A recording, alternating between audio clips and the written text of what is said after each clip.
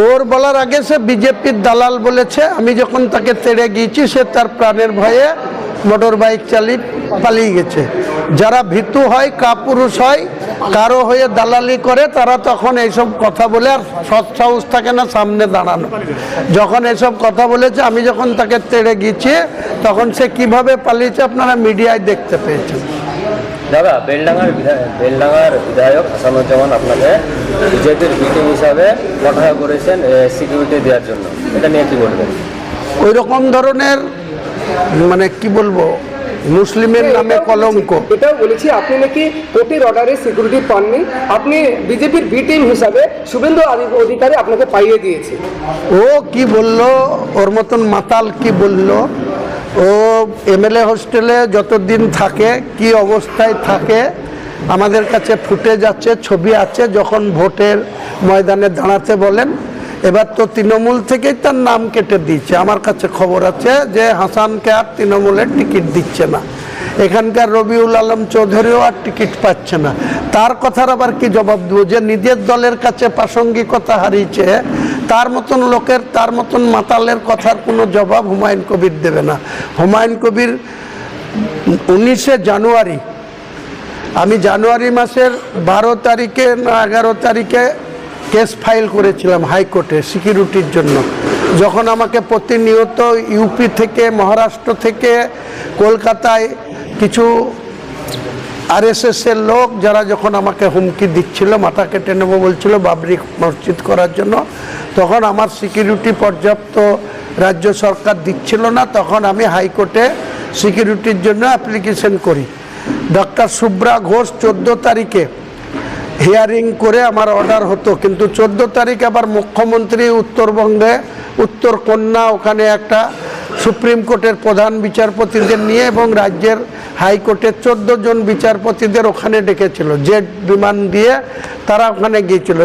Doctor Subra ঘোষের এজলাসে 14 তারিখে hearing হতে হতে হিয়ারিং বন্ধ করে তিনি চলে গিয়ে পরে আবার ফিরে এসে পরের সোমবারে হিয়ারিং করে তিনি পরিষ্কার অর্ডার দিয়েছিল যে হুমায়ুন কবিরের থ্রেট আছে, হুমায়ুন কবিরকে অনেকেই আক্রমণ করছে, তার প্রাণ সংশয়ের আশঙ্কা আছে।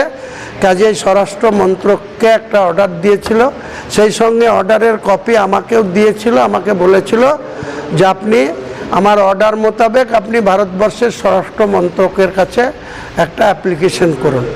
আমি জানুয়ারি মাসের লাস্টের দিকে সেই অ্যাপ্লিকেশন হোম সেক্রেটারি, ভারতবর্ষের হোম ডিপার্টমেন্টের স্বরাষ্ট্র মন্ত্রকে অ্যাপ্লিকেশন করি। তার কপি আমার কাছে আছে, অর্ডার শিটের কপি আমার কাছে আছে। যদি এইরকম মাতালের জানতে ইচ্ছা হয়, মাতালকে বলবেন আমার সামনে আসবে, আমি তাকে কপি দিয়ে দেবো।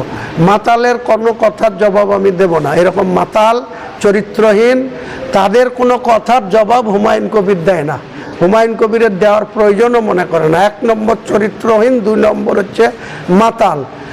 রাত্রেবেলায় মদ খেয়ে এমএলএ হোস্টেল থেকে একদিন হুমায়ুন কবিরের দয়ায় আল্লাহ বাঁচিয়েছে, নিজের গাড়ি এমন জায়গায় রেখেছিল, ড্রাইভার কোথায় ছিল, ও কোথা মদ খেয়েছিল, রাত্রি 2টোর সময় মরে যাচ্ছিল।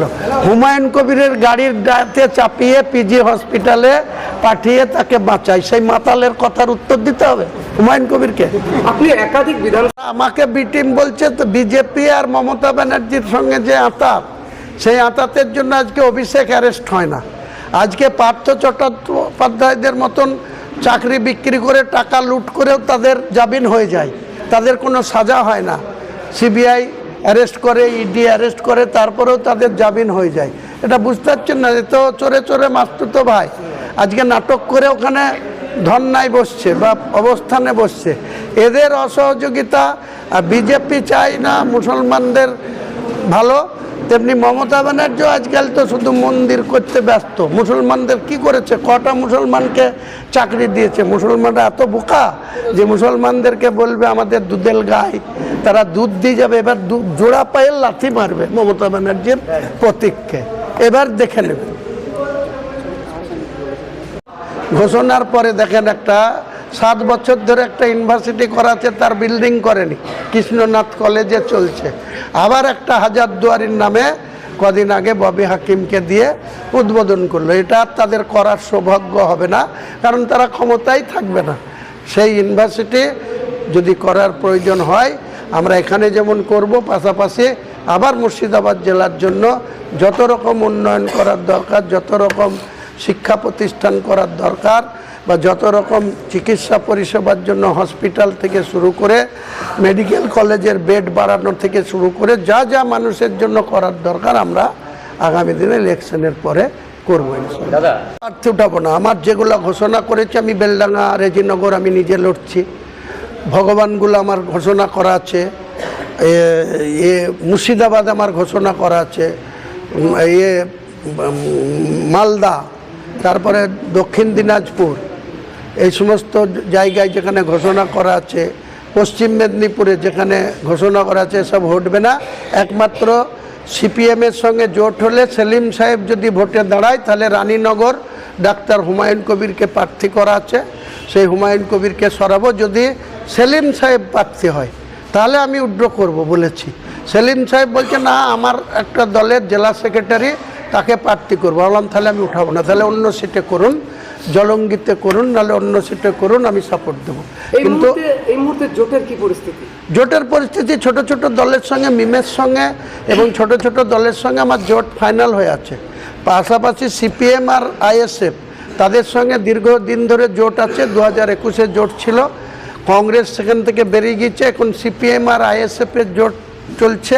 সেটা আমার সঙ্গে এক সপ্তাহের মধ্যে পুরো জোটের কি চিত্র, তারা আসলেও আমার লড়াই থাকবে, তারা যদি না আসে তাও আমার জেইউপি আম জনতা উন্নয়ন পার্টির আমি চেয়ারম্যান, তার নেতৃত্বে গোটা বাংলায় 182টা আসনে প্রার্থী দেব।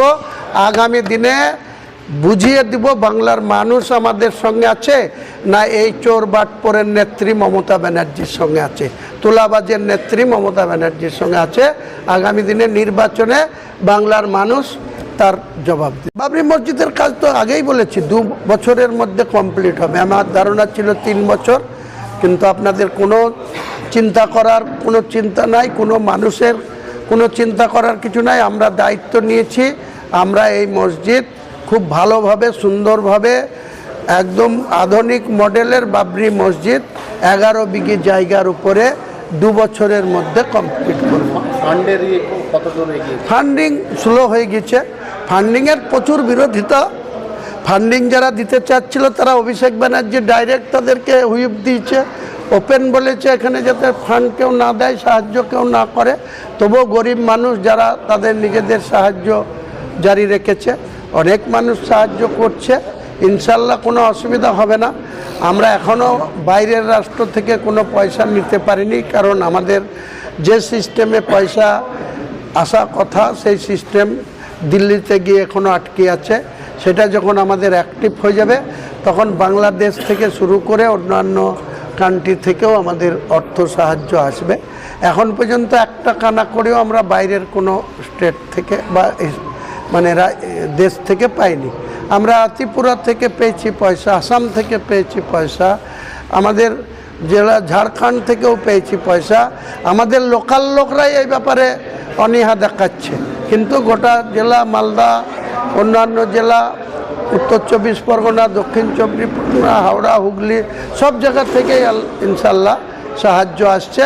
অর্থের কোনো সমস্যা হবে না। আমাদের মসজিদ কমপ্লিট হবে এবং মসজিদের পাশাপাশি আমাদের ট্রাস্ট